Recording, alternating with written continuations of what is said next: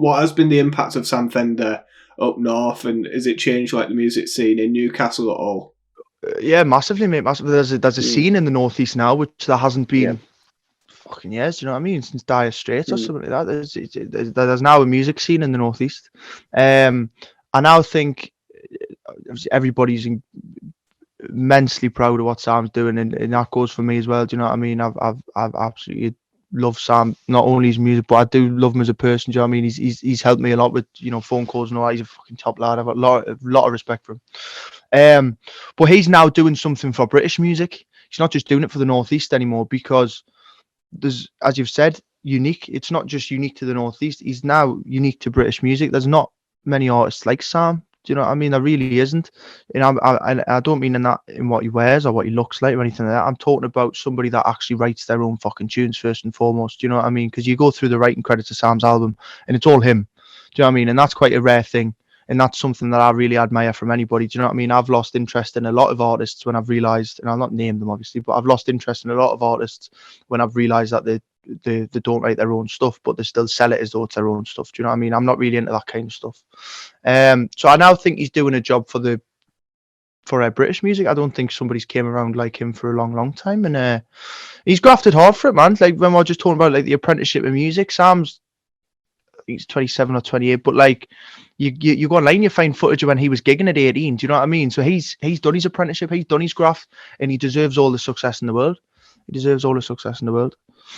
Do you know, you were saying about like how all the lads, it's weird to be seen like without football or whatever. It's very much the same where it's like where I grew up in Hull, you know, it's working class lads out on the street. Is that changing at all? Because people are seeing what Sam Fender's doing. He's arguably becoming more famous than those footballers.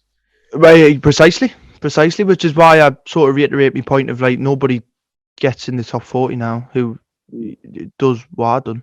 Do you know what I mean? They don't. They just don't. If you want to be a late bloomer in music, you're going to find it a little bit harder than everybody else because you've got a little bit more catching up to do. And in fairness to Sam, he said it himself. I don't think he did play football. I don't think he done music through school, and whether that was seen as odd or whether it wasn't, he's fucking reaping the benefits now. Do you know what I mean? And fair play to him for that.